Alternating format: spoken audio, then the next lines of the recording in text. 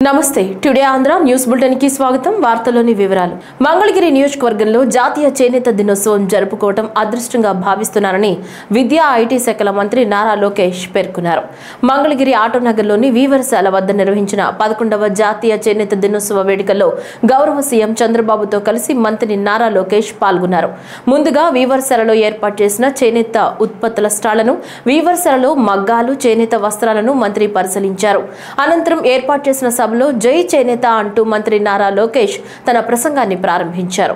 ఈ సందర్భంగా మంత్రి మాట్లాడుతూ మంగళగిరి నియోజకవర్గంలో జాతీయ చేనేత దినోత్సవం జరుపుకోవడం తన అదృష్టంగా భావిస్తున్నానన్నారు. జై చేనేత, జై చేనేత. మంగళగిరి నియోజకవర్గంలో జాతీయ చేనేత దినోత్సవం జరుపుకుంటాం నా అదృష్టంగా నేను భావిస్తున్నా. అందరూ చేనేతల్ని కార్మికులు అంటారు, కానీ చేనేత సోదరులు పడుతున్న కష్టాలు నేరుగా నేను చూశాను. దారానికి రంగు ఎక్కించేదాని దగ్గర నుంచి మగ్గాల పైన చేరనేసే వరకు అహర్నిశలు శ్రమిస్తారు, కష్టపడతారు, అద్భుతమైన డిజైన్స్ తీసుకొస్తారు. అందుకే నేతలందరినీ నేను చేనేత కళాకారులని ఈ సభాముఖంగా పిలుస్తున్నాను. 2019లో 21 రోజుల ముందల తెలుగుదేశం పార్టీ అభ్యర్థిగా మీ ముందరకు వచ్చా. మంగళగిరి నియోజకవర్గంలో 5300 ఓట్లతో ఓడిపోయా. కానీ మంగళగిరి పట్టణం ఆనాడు నాకు 7000 ఓట్ల మెజారిటీ ఇచ్చింది. ఆనాడే నిర్ణయించాను, మా చేనేత సోదరులు నా సొంత కుటుంబ సభ్యులని. చెప్పమ్మా. నా పేరు గుంటి కమల అండి. మాది మంగళగిరి రాజీవ్ గ్రూప్ కల్ప. నేను 25 ఏళ్ల నుంచి చేనేత వృత్తిలోనే పనిచేస్తున్నాను. కానీ 200 ఇచ్చి ప్రతి చేనేత కుటుంబానికి 200 యూనిట్లు ఉచితంగా ప్రకటించారు. చాలా సంతోషంగా ఉంది. ఎలా లబ్ధి పొందాలో, దరఖాస్తు చేసుకోవాలో మాకు అవగాహన లేదండి. మీరు అవగాహన కల్పిస్తే బాగుంటుందని కోరుకుంటున్నాము. నాకే కాదండి, నా తోటి కార్మికులకు కూడా అవగాహన లేదు. మీరు అవగాహన కల్పిస్తారని కోరుకుంటున్నామండి. చాలా థ్యాంక్స్ అండి.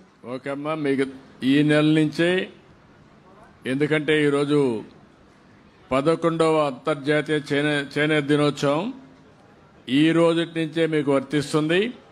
తప్పకుండా రాబోయే నెలలో బిల్లు ఇది అమలు చేస్తాం. అందరికీ 200 యూనిట్లు చేనేత కార్మికులకి, హ్యాండ్లూమ్ అయితే అదే కానీ పవర్లూమ్ ఇంట్లో ఉంటే 500 యూనిట్లు ఉచితంగా ఇచ్చే బాధ్యత ఇమ్మీడియట్గా మనందరం ఎన్యూమరేట్ చేసుకొని నెక్స్ట్ మంత్ నుంచి ఇప్పించే బాధ్యత తీసుకుంటాం. తప్పకుండా మీకు ఇస్తామని మీ అందరికీ విజ్ఞప్తి చేస్తున్నాం. ఎట్లా చేయాలో అది డిపార్ట్మెంట్ చెప్పేస్తాం.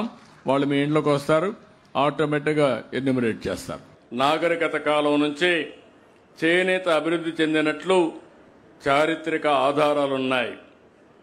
కాకతీయుల కాలంలో నాణేలపైన నేతన్నల ముద్రలుండేటివి. బ్రిటిష్ వాళ్ళు మన దేశానికి వచ్చిన దానికి కారణం వ్యాపారం.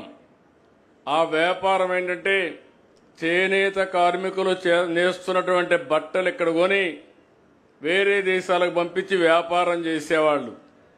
అక్కడి నుంచి వాళ్ళ ఆలోచన విధానంలో మార్పు వచ్చింది. మార్పు వచ్చిన తర్వాత మెషిన్లు పెట్టి చేనేత కార్మికులకు ద్రోహం చేసే విధంగా ఇక్కడి నుంచి ముడి సరుకు తీసుకుపోయి అక్కడ బట్టలన్నీ తయారు చేసి మళ్ళా మనకు పంపించారు.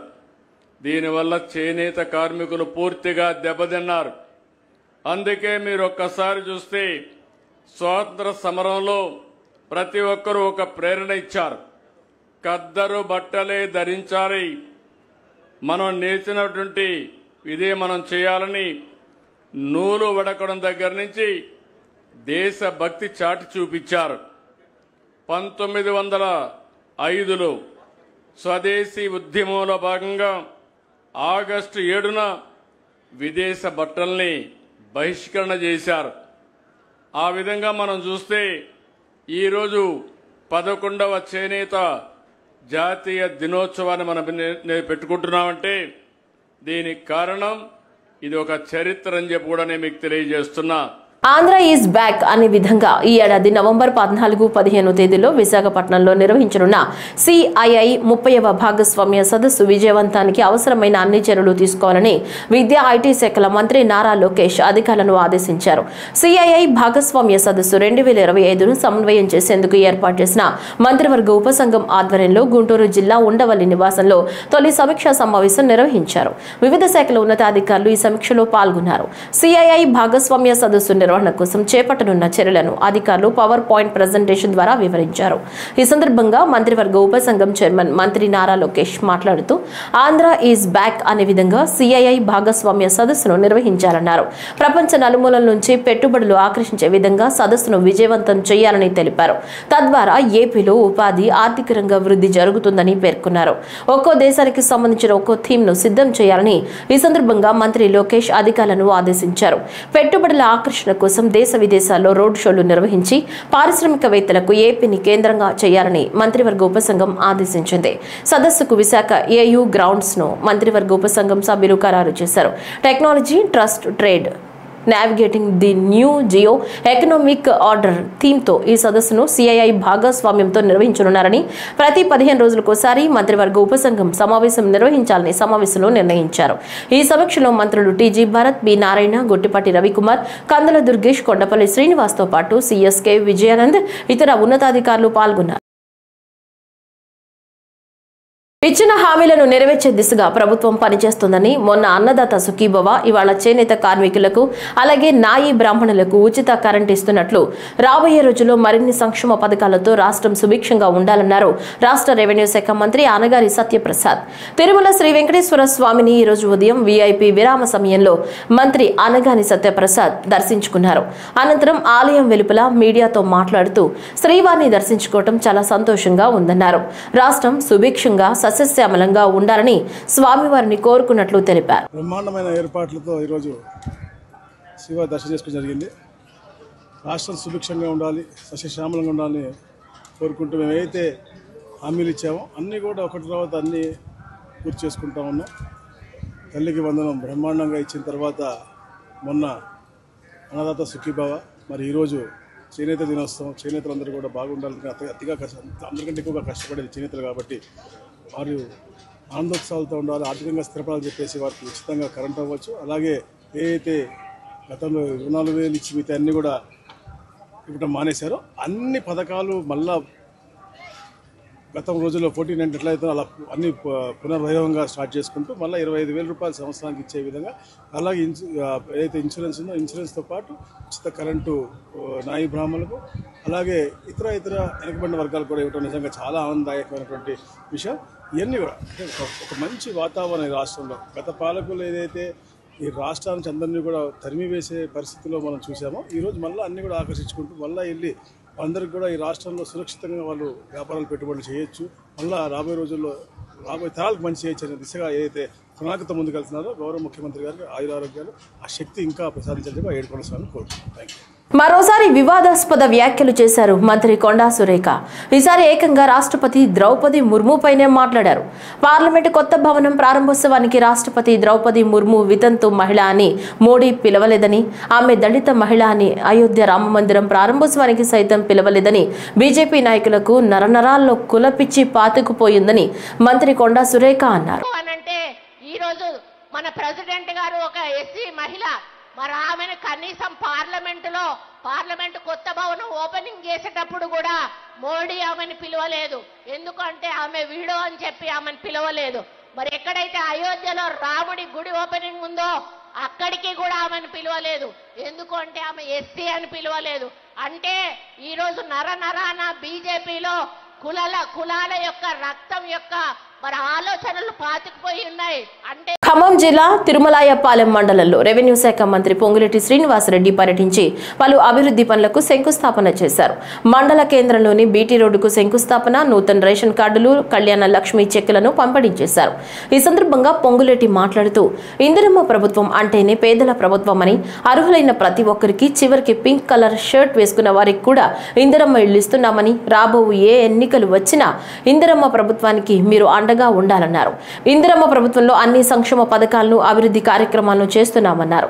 ఈ మండలంలో ఒక ఐటీఐ కళాశాల మంజూరు చేసుకున్నామని, ప్రభుత్వ ఆసుపత్రికి ఆధునీకరణ చేస్తున్నామన్నారు. ఈ మండలంలో సీసీ రోడ్ల నిర్మాణానికి శంకుస్థాపన చేశామన్నారు. 75 కోట్లు ఈ మండలానికి మన ఇందిరమ్మ ప్రభుత్వం ఇచ్చామని అన్నారు. పేదవాడి సంక్షేమం కోసం అనేక పథకాలను ఇందిరమ్మ ప్రభుత్వం చేస్తున్నామన్నారు.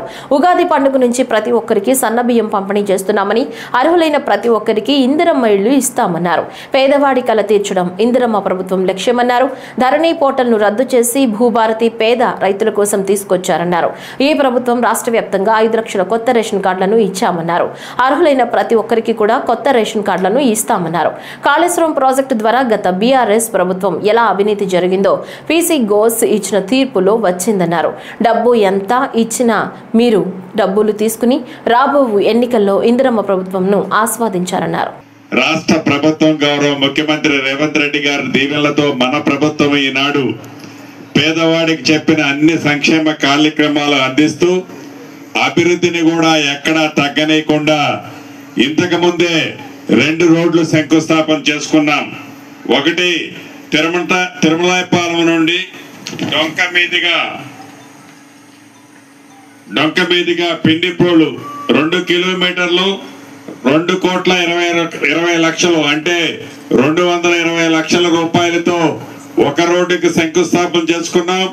మరొక రోడ్డు తిరుమలాయపాలెం మామిళ్లకుంట నుండి ఈదుళ్ళ చెరువు వరకు కిలోమీటరు 1,10,000 1,10,00,000 అంటే 110 లక్షల రూపాయలతో 2వ రోడ్డును కూడా శంకుస్థాపన చేసుకున్నాం. అదే రకంగా రాష్ట్రంలో 15-16 ఐటీఐ కాలేజీలు ఇస్తే అందుట్లో తిరుమలాయపాలెంకి ఒక ఐటీఐ కాలేజీని మీ ఇంటి పెద్ద కొడుకుగా ఇక్కడ సుమారు 45 కోట్ల రూపాయలతో శాంక్షన్ చేపించాం. అతి కొద్ది రోజుల్లో దాన్ని కూడా శంకుస్థాపన చేసుకోవటమే కాకుండా క్లాసులు కూడా ప్రారంభించడం జరుగుద్ది. అదే రకంగా హాస్పిటల్ కూడా ఇక్కడ 30 బెడ్ల నుంచి 50 బెడ్లకి అప్గ్రేడ్ చేసేదానికి 26 కోట్లు అంటే 2,600 లక్షల రూపాయలతో 26 కోట్లతో 30 పడకల నుంచి 50 పడకలకి అప్గ్రేడ్ చేసే హాస్పిటల్ కూడా శాంక్షన్ చేసుకున్నాం. అతి కొద్ది రోజుల్లో దాన్ని కూడా ప్రారంభించుకోబోతున్నాం. అదే రకంగా తిరుమలాయపాలెం నుండి ములకలపల్లి రోడ్డు వరకు బ్రిడ్జి అప్రోచ్లు తెగిపోతే దానికి 1,50 లక్షలు అంటే 150 లక్షల రూపాయలతో శాంక్షన్ చేసుకున్నాం. ఉర్దుగర్రు ఏర్పాటు కోసం 50 లక్షల రూపాయలు శాంక్షన్ చేసుకున్నాం. అల్లూరి జిల్లా దేవీపట్నం మండలం ఎస్ రామన్నపాలెం గ్రామంలో రాత్రి జరిగిన అగ్ని ప్రమాదంలో కుక్క అప్పాయమ్మ తాటాకిల్లు పూర్తిగా దగ్ధమవ్వగా కుక్క వెంకట్రావుకు చెందిన మరొక తాటాకిల్లు పాక్షికంగా అగ్నికి ఆహుతైంది. ఈ ప్రమాదంలో సుమారు 6 లక్షల ఆస్తి నష్టం జరిగిందని బాధితులు పేర్కొన్నారు. అగ్ని ప్రమాదం విషయం తెలుసుకున్న స్థానిక ఎమ్మెల్యే శిరీష దేవి బాధిత కుటుంబాలను పరామర్శించి ఆర్థిక సాయంతో పాటు నిత్యావసర వస్తువులు బాధితులకు అందజేశారు. అనంతరం ఆమె బాధితులకు ప్రభుత్వం ద్వారా ఇరు కుటుంబాలకు న్యాయం చేస్తామని తెలిపారు. అంతేకాకుండా ముఖ్యమంత్రి సహాయ నిధి నుంచి బాధితులకు తగిన సహాయం అందజేస్తామని ఎమ్మెల్యే తెలిపారు. మా రప్పచోడవరం పరిధిలో ఉన్నటువంటి దేవీపట్నం మండలంలో సర్బవరం పంచాయతీలో ఎస్ రామన్నపాలెం గ్రామంలో మన కార్యకర్తలు అదేవిధంగా గ్రామస్తులు పాపం పెద్దామె అమ్మ ఒకటే ఇంట్లో ఉండడం గ్యాస్ లీక్ అయ్యి రాత్రి 9:30 ప్రాంతంలో గ్యాస్ లీక్ అయ్యి ఇల్లు దగ్ధం అవ్వడం జరిగింది. పాపం మొత్తం గ్యాస్ లీక్ అవ్వడం వల్ల సర్వం అమ్మ కోల్పోయింది. కొంచెం దాచుకున్న డబ్బులు కూడా పెన్షన్ కార్డుతో సుద్ధా రేషన్ కార్డులు బ్యాంక్ అకౌంట్లు అన్ని కాలిపోయి పాపం నిరాశ స్థితిలో పాపం అమ్మ ఉంది. ఆ ఇంటి నుంచి పక్కింటికి స్ప్రెడ్ అవ్వడం వల్ల పాపం ఆ ఇంట్లో కూడా మన కార్యకర్త హాస్పిటల్లో ఉన్నారు. చాలా బాధాకరం. డయాలసిస్ అవుతుంది ఆ మనిషి. చాలా సీరియస్ కండిషన్ లో ఉంటే పాపం పొద్దున్న లేచి భార్య ఇక్కడికి వచ్చి భర్తకు చెప్పలేనటువంటి పరిస్థితిలో ఇక్కడ నేను ఉన్నానమ్మా, నా పరిస్థితి ఇది అని చెప్పడం జరిగింది. నేను వాళ్ళ దగ్గరికి కన్సర్న్ డిపార్ట్మెంట్ వాళ్ళని, ఎంఆర్ఓ గారిని, తర్వాత ఎంపీడీఓ వారిని పిలిచి ఏదైతే ప్రాసెస్ ఉందో దాన్ని మూవ్ చేయడం జరిగింది. మన ప్రభుత్వం నుంచి గవర్నమెంట్ నుంచి ఖచ్చితంగా వీళ్ళకి ఎంతో కొంత సహాయం మేము చేస్తామని చెప్పాము. అదేవిధంగా మా కార్యకర్తలు కూడా మండలంలో ఉన్న సీనియర్లు అందరూ కలిసి ఈ 2 కుటుంబాలకు కూడా కొంచెం ఆర్థికంగా అదేవిధంగా రైస్లని నిత్యావసర సరుకులు కొన్ని అందించడం జరిగింది. మా వాళ్ళందరూ కూడా చెప్తా ఉన్నారు, మేము ఆ 2 కుటుంబాలకు మేము ఒక పెద్ద కుటుంబ సభ్యుల్లాగా మేము అందరం తోడుగా ఉంటాం, ధైర్యంగా ఉండండి అని ఈ 2 కుటుంబాలకు కూడా భరోసా ఇవ్వడం జరిగింది. కనుక అమ్మ మీరు ధైర్యంగా ఉండండి, ఏం కాదు, మీకు ఏదైతే రావాల్సి ఉందో అవన్నీ కూడా త్వరగా రావడానికి మా వంతుని ప్రయత్నం చేస్తాను. త్వరలోనే మీకు చిన్న ఇల్లులు కూడా పెట్టడానికి మేము ఖచ్చితంగా ట్రై చేస్తామని సందర్భంగా తెలియజేస్తాం. చిత్తూరు ప్రెస్ క్లబ్ లో విలేకరుల సమావేశం నిర్వహించారు. పూతలపట్టు ఎమ్మెల్యే మురళీమోహన్ పై ఆగ్రహం వ్యక్తం చేసిన చంద్రప్రభ వాహన ఉభయదారులు 14 గ్రామ ఉభయదారులు ప్రతి సంవత్సరం బ్రహ్మోత్సవం ప్రారంభం నుంచి ముగిసే వరకు ప్రతిరోజు ఒక ఉభయదారులకు ఒక్కొక్క కులానికి ఒక వాహనం చొప్పున 14 గ్రామాలకు చెందిన వారు బ్రహ్మోత్సవంలో తమ వాహనాలను తమ గ్రామ ప్రజలతో అంగరంగ వైభవంగా బ్రహ్మోత్సవం నిర్వహించుకుంటారు. ఇది ఆనీయవేత్తంగా జరుగుతున్న కార్యక్రమం. టీడీపీకి చెందిన ఎమ్మెల్యే మురళీమోహన్ ఉభయదారులకు సంబంధం లేకుండా 3 గ్రామాలని చేర్చడం చర్చనీయాంశంగా మారింది. చంద్రప్రభ వాహన ఎమ్మెల్యేపై విరుచుకుపడ్డారు. ఆ 3 గ్రామాన్ని కలిపినచో బ్రహ్మోత్సవం పోస్టర్ ఆవిష్కరణ అనంతరం కాణిపాకం ఆలయం వద్ద 14 గ్రామ ఉపయోగాలు నిరసన వ్యక్తం చేస్తామని మీడియాకు తెలియజేశారు. స్థానికులుగా కాణిపాకం వరసిద్ధి వినాయక స్వామి దేవస్థానం చంద్రప్రభ వాహనం కొద్ది సంవత్సరాలుగా 14 గ్రామస్తులు ఉభయదారులుగా ఉన్నాం. ఈనాడు పూతలపట్టు ఎమ్మెల్యే మురళీమోహన్ గారు కొన్ని సంబంధం లేని గ్రామాలను కలుపుకోవడానికి ప్రయత్నిస్తున్నారు. కలుపుకోవడానికి ప్రతి వాహనదారులు కూడా కలుపుకూడదని అడ్డుపడుతున్నారు. దీనిపైన కమిషనర్ కానీ ఈఓ కానీ కలెక్టర్ గారికి కూడా కానీ ఉభయదారు చైర్మన్ కూడా కానీ అందరికీ కూడా తెలియపరిచినాం. దీనిపైన ఇంక మీదట కూడా ఏ గ్రామాలు సంబంధాల గ్రామాలని కలుపుకోవడానికి వీలు పడదు. ముఖ్యంగా ఈ ఉభయానికి 14 గ్రామాల తరపున చంద్రప్రభ వాహనానికి శాసనసభ్యులైన మురళీమోహన్ గారికి ఎటువంటి సంబంధం లేదు. ఇది దేవస్థానంది. మాకు 14 గ్రామ ఉభయదారుదే, ఇతనికి ఎటువంటి సంబంధం లేదు. ఇతను ప్రయత్నించిన దీనిపైన సంబంధం లేని గ్రామాలను కలిపిన మేము కోర్టుకు పోయేదానికి కూడా సిద్ధంగా ఉన్నాం. రోడ్డు ప్రమాదంలో మృతి చెందిన యానం కుర్సాంపేట గ్రామానికి చెందిన కుటుంబానికి 1 లక్ష ఆర్థిక సహాయం యానం ఎమ్మెల్యే గొల్లపల్లి శ్రీనివాస్ అశోక్ చేస్తారు. గత నెల 26వ తేదీన తాళ్లరేవు మండలం పటవల జాతీయ రహదారిలో జరిగిన రోడ్డు ప్రమాదంలో మృతి చెందిన కూరుకుల కుమార్ కుటుంబ సభ్యులను పరామర్శించి కుటుంబానికి అండగా ఉంటారని హామీ ఇచ్చారు. చిత్తూరు ఆర్టీసీ బస్టాండ్ వద్ద ఉన్నతాధికారుల ఆదేశాల మేరకు సబ్ ఇన్స్పెక్టర్ రమేష్ తన సిబ్బందితో చేపట్టిన తన తనిఖీలో 60,000 విలువ చేసే 12 కేజీల గంజాయిని పోలీసులు స్వాధీనం చేసుకుని 4 నిందితులను అరెస్టు చేసి 2 ద్విచక్ర వాహనాలను సీజ్ చేశారు. ఈ గంజాయి ఒరిస్సా రాష్ట్రం నుంచి తెలంగాణ రాష్ట్రంలోని గజ్వేల్కు తరలిస్తున్నారని పోలీసులు తెలిపారు.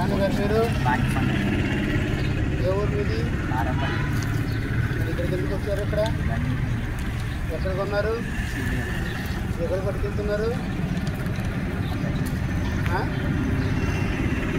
అక్కడ ఎవరు కమ్ముతారు? ఇంకే ఎన్ని కేజీలు అది?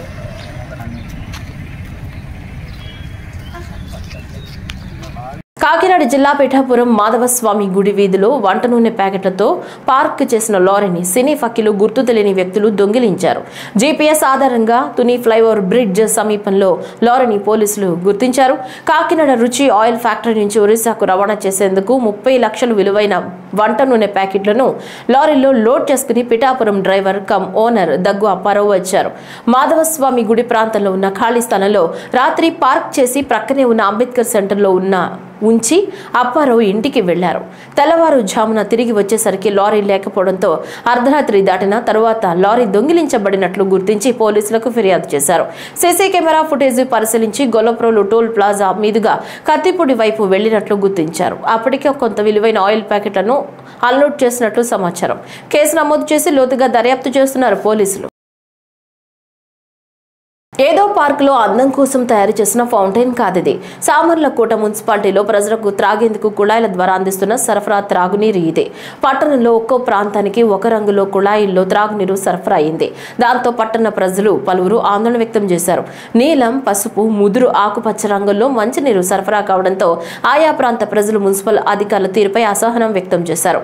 గత కొన్ని నెలలుగా మున్సిపల్ కుళాయిల ద్వారా వచ్చే నీరు బురద రంగులో వస్తుందని అధికారులు దృష్టికి తీసుకువెళ్లినా పట్టించుకున్న దాఖలాలు లేవని పలువురు అంటున్నారు. కలుషితమైన నీరును సరఫరా చేస్తూ ప్రజల ఆరోగ్యంతో అధికారులు ఆడుకుంటున్నారని పట్టణ ప్రజలు వాపోతున్నారు. మున్సిపాలిటీ అందించే త్రాగునీరు తాగలేక ప్రైవేట్ ఆర్ఓ ప్లాంట్ ఆశ్రయించి నీరు కొనుగోలు చేయాల్సిన పరిస్థితి ప్రతిరోజు ఎదురవుతుందని పలువురు పేర్కొంటున్నారు. ఇప్పటికైనా అధికారులు స్పందించే చర్యలు చేపట్టి పుర ప్రజలకు రక్షిత నీరు అందించాలని పట్టణ ప్రజలు కోరుతున్నారు. మళ్ళీ పసరకు వచ్చేస్తున్నాయండి. మరి ఇంకా అయితే ఇలా పసరకు వచ్చేస్తాయి. పిల్లల ఆరోగ్యాలు కూడా పాడైపోతున్నాయి. సుబ్బులాగా వచ్చేస్తున్నాయి, లేకపోతే పసరకు వచ్చేస్తున్నాయి, ఎర్రగా వచ్చేస్తున్నాయి. ఎన్ని రోజులు బట్టి వస్తున్నాయి? అలాగైతే నాలుగు పెట్టి వస్తున్నాయి. పసరకు అయితే 2 రోజులు బట్టి వచ్చేస్తున్నాయండి. దీని మీద ఏం చేయాలా? మున్సిపాలిటీ వారు ఏం చేస్తే బాగుంటుంది? గట్టిగా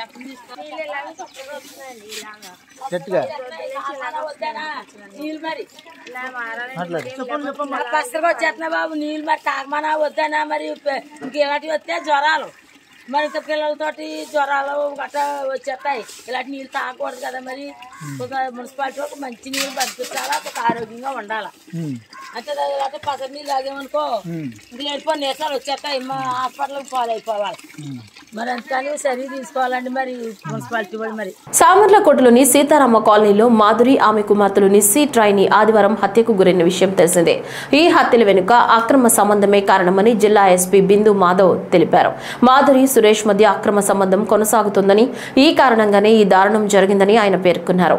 ఈ సంఘటనపై సమగ్ర విచారణ జరుగుతుందని ఆయన తెలియజేశారు. 3 ఆగస్టు సండే రోజు పొద్దున్న ములపర్తి మాధురి గారు, ఆవిడ 2 పిల్లలు ఇంట్లో చనిపోయి పడిపోయి ఉన్నట్టుగా ఆమె హస్బెండ్ వచ్చి పక్కన నైబర్స్కి చెప్తే నైబర్స్ పోలీస్ కంప్లైంట్ చేయడం జరిగింది.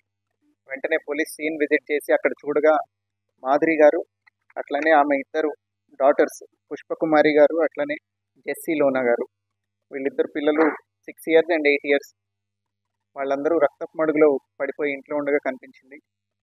సీన్ విజిట్ చేసిన తర్వాత ఫోరెన్సిక్ ఎవిడెన్స్ అంతా గ్యాదర్ చేయడం జరిగింది. అక్కడ ఏదైతే బ్లడ్ శాంపిల్స్ ఉన్నాయి, వాళ్ళు ఏ స్టేట్లో ఉన్నారు అనేది చూసి ప్రైమరీగా అక్కడ స్ట్రగుల్ ఏం కనిపించలేదు. సో ఎవరో తెలిసిన వాళ్ళే చేసుంటారు అని సస్పెక్ట్ చేసాం మేము. చేసిన తర్వాత టెక్నికల్ ఎవిడెన్స్ అంతా గ్యాదర్ చేసి టవర్ డంప్, అట్లనే ఎవరెవరు కాంటాక్ట్లో ఉన్నారు చనిపోయిన విక్టిమ్తో, ఇదంతా ఎంక్వైరీ చేసిన తర్వాత నిన్న దానిలో అక్యూజ్ కింద తలే సురేష్ అనే ఆయన్ని అరెస్ట్ చేయడం జరిగింది. ఈ సురేష్ అనే అతను మాధురి గారితో ఒక 2 సంవత్సరాల నుంచి వివాహేతర సంబంధం కలిగి ఉండి వాళ్ళిద్దరూ తరచూ కలుస్తూ ఉన్నారు. ఒక 2 సంవత్సరాల్లో ఒక 7 లక్షల రూపాయలు ఆమె నిమిత్తం, ఆమె కుటుంబ సభ్యుల నిమిత్తం ఖర్చు చేసినట్టుగా చెప్తున్నాడు అతను. అట్లనే ఈ మధ్యన అతని భార్యకు కూడా అనుమానం వచ్చి ఇంట్లో కూడా వివాహేతర సంబంధం ఏదో ఉందని ఆమె కొంచెం గొడవ పడటం జరుగుతుంది. అదే బ్యాక్గ్రౌండ్లో మాధురి గారితో కూడా కొంత గొడవ పడుతూ ఉన్నాడు. సో 3rd ఇన్సిడెంట్కి ముందు రోజు రాత్రి మాధురి గారి భర్త లేని సమయంలో ఆవిడ కాల్ చేసి పిలవగా ఆవిడ ఇంటికి వెళ్ళి వెనక డోర్ నుంచి ప్రవేశించి ఆవిడతో పాటు కాసేపు టైం గడిపిన తర్వాత ఇంకొంచెం బంగారము, వాషింగ్ మెషిన్ కొనమని ఆవిడ అడిగేసరికి అతని కోపంతో ఒక దుడ్డు కర్ర తీసుకొని ఆవిడని ఒక దెబ్బ కొట్టడం జరిగింది. కొట్టిన తర్వాత ఆవిడ కింద పడిపోయిన శబ్దానికి పిల్లలు లేచేసరికి వాళ్ళు ఎక్కడ ఐ విట్నెస్లు అవుతారు అని వాళ్ళిద్దరిని కూడా కొట్టేసి అక్కడి నుంచి వెళ్ళిపోయాడు. వెళ్ళిపోయిన తర్వాత మేము ఎప్పుడైతే అతన్ని అరెస్ట్ చేసామో 7వ తారీఖున షుగర్ ఫ్యాక్టరీ దగ్గర, అక్కడ అతని లారీని కూడా సీజ్ చేయడం జరిగింది. ఆ లారీలో కొంత బంగారము, వెండి ఇవన్నీ కూడా కనిపించాయి. అవన్నీ ఎందుకు తీసుకొచ్చామని అడగక ఇది దొంగతనం చేసి ఎవరో తీసుకెళ్ళిపోయినట్టు కనిపించినట్టు ఉంటుందని ఆవిడ వేళ్లకున్న ఉంగరాలు లాక్కొని వచ్చేసాడు అతను. సో ఇవన్నీ సీజ్ చేసి ముద్దాయిని అరెస్ట్ చేయడం జరిగింది. అచ్చెన్నాయుడు సతీమణితో కలిసి విజయవాడ ఇంద్రకీలాద్రిపై కొలువై ఉన్న కనకదుర్గమ్మను దర్శించుకున్నారు. వ్యవసాయం, సహకారం, మార్కెటింగ్, పశు సంవర్ధకం, పాడి పరిశ్రమ అభివృద్ధి మరియు మత్స్యశాఖల మంత్రిగా ఉన్నారు అచ్చెన్నాయుడు. అమ్మవారి దర్శనం కోసం దేవస్థానం ఈవో సీనానాయక్ ఆధ్వర్యంలో ఏర్పాట్లు చేసి శ్రీ అమ్మవారి దర్శన భాగ్యం కల్పించి వేద ఆశీర్వచనం, శ్రీ అమ్మవారి చిత్రపటం, ప్రసాదములు అందించారు. అచ్చెన్నాయుడు దంపతులు ప్రత్యేక పూజలు నిర్వహించి అమ్మవారి ఆశీస్సులు అందుకున్నారు.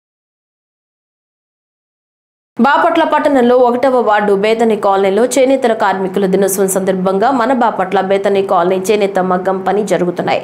చేనేత మగ్గం చీరాల్లో కాదు మన బాపట్లలో కూడా ఉందని బేతని కాలనీ కుటుంబం నిరూపించారు. ఆ కుటుంబం చేనేత కార్మికుల దినోత్సవం సందర్భంగా శుభాకాంక్షలు తెలియజేశారు.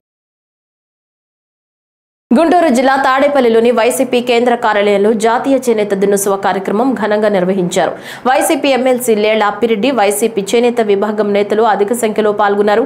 ఈ సందర్భంగా ఎమ్మెల్సీ లేళ్ల అప్పిరెడ్డి మాట్లాడుతూ రాష్ట్రంలోని టీడీపీ పాలనలో చేనేతలకు అన్యాయం జరుగుతుందని పేర్కొన్నారు. సమాజానికి నాగరికత నేర్పింది చేనేతలని వ్యాఖ్యానించారు. ఎన్నికల ముందు వాగ్దానాలు చేసి ఓట్లు వేయించుకున్నారని, అధికారంలోకి వచ్చిన తర్వాత మోసం చేస్తున్నారని ఆరోపించారు. వైసీపీ 5 ఏళ్ల కాలంలో 3,700 కోట్లు చేనేతలకు కేటాయించిందని గుర్తు చేశారు. అధికారంలో ఉన్నా లేకున్నా చేనేతల అభివృద్ధి కోరుకునే ఏకైక రాజకీయ పార్టీ వైసీపీ అని తెలిపారు. జాతీయ చేనేత దినోత్సవ కార్యక్రమాన్ని పురస్కరించుకొని వైఎస్ఆర్ కాంగ్రెస్ పార్టీ ప్రీతమ నాయకులు జగన్మోహన్ రెడ్డి గారి ఆదేశాల మేరకు ఈరోజు పార్టీ కేంద్ర కార్యాలయంలో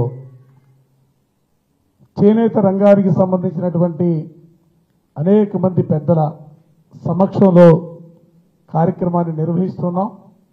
ఇదే సందర్భంలో రాష్ట్రంలో ఉన్నటువంటి చేనేత సోదరులందరికీ కూడా హృదయపూర్వకమైనటువంటి శుభాకాంక్షలు కూడా తెలియజేస్తా ఉన్నాం.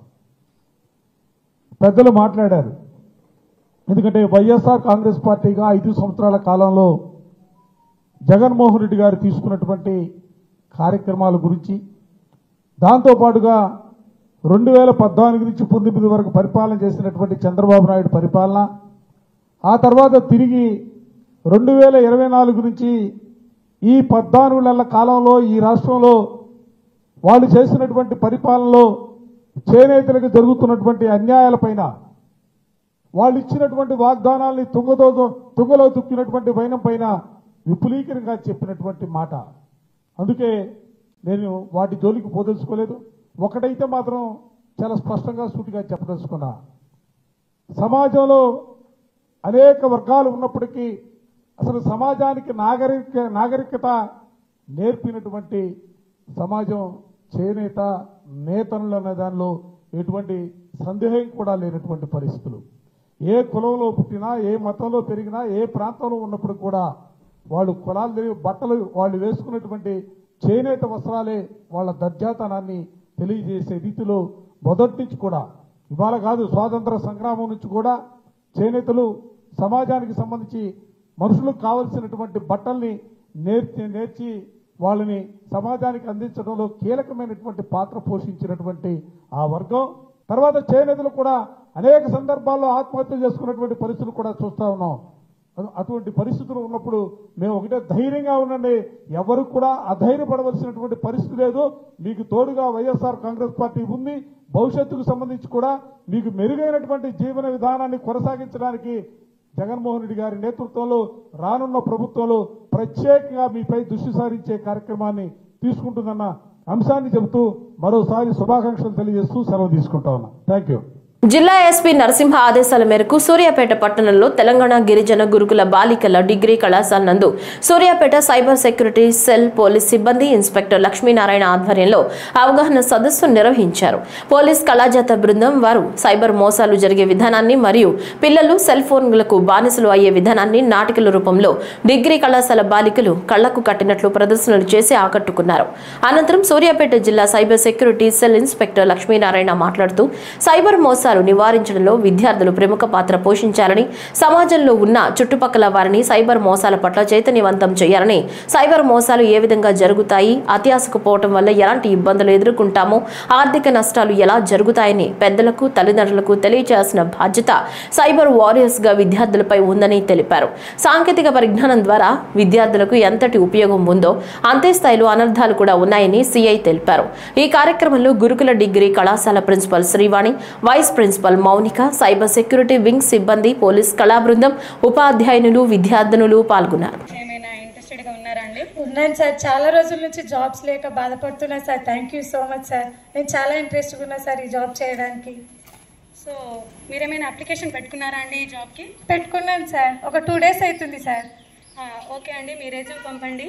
ఓకే సార్, సెండ్ చేస్తున్నా సార్. సెండ్ చేస్తే చూడరా? మీ రెజ్యూమ్ వచ్చిందండి మాకు. మీరు మాస్టర్స్ కంప్లీట్ చేశారు కదండి, మీ హాబీస్ అన్ని గుడ్ ఉన్నాయండి. మేము మీకు జాబ్ పర్మనెంట్ చేస్తామండి. మీకు ఒక లింక్ వస్తుంది, ఆ లింక్ మీద క్లిక్ చేయండి. సార్ జాబ్ అన్నారు కానీ శాలరీ ఎంతలో చెప్పలేదు కదా సార్. మీకు పర్ మంత్ 20,000 శాలరీ వస్తుందండి. మీరు అగ్రీ అయితేనే ఈ జాబ్ని ఒప్పుకోండి. సరే sir, thank you sir. Send చేస్తున్నా చూడండి. ఓకే అండి, మీ రెజ్యూమ్ వచ్చింది మాకు. ఒక లింక్ పంపించిన లింక్ని క్లిక్ చేయండి. సార్ చేసే సార్. ఇప్పుడు ఒక ఓటీపీ వస్తుందండి, 6 డిజిట్స్ ఉంటుంది. ఆ ఓటీపీ మాకు చెప్పండి. సరే సార్.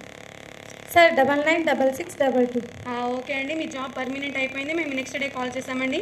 మీరు ఇంట్లోంచి ఆన్లైన్ వర్క్ చేసుకోవచ్చండి. సరే sir, thank you sir. Thank you so much sir.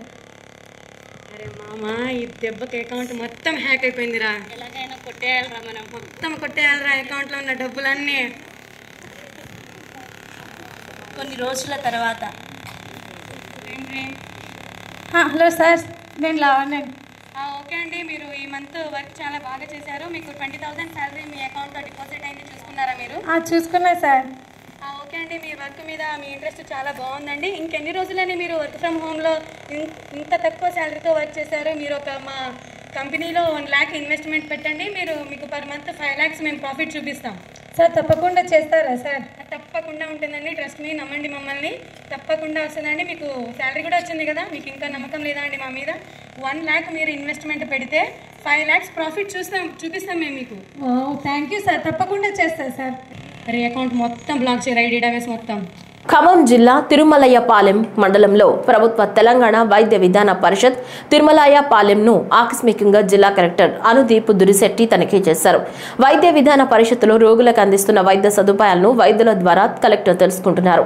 నిత్యం వైద్యులు ప్రజలకు అందుబాటులో ఉండి వైద్య సేవలు అందించాలని, గర్భిణీ స్త్రీలు ప్రభుత్వ ఆసుపత్రిలోని సాధారణ డెలివరీ ఏ విధంగా ప్రోత్సహించాలి అనే పలు అంశాలపైన చర్చించి సీజనల్ వ్యాధుల పట్ల ప్రజలను అప్రమత్తం చేస్తూ నిత్యం ప్రజలకు వైద్య సేవలు అందించాలని, అత్యవసర పరిస్థితుల్లో తప్ప ఇక్కడి నుంచి జీజీహెచ్కు కేసులను తరలించవద్దని సూచించారు.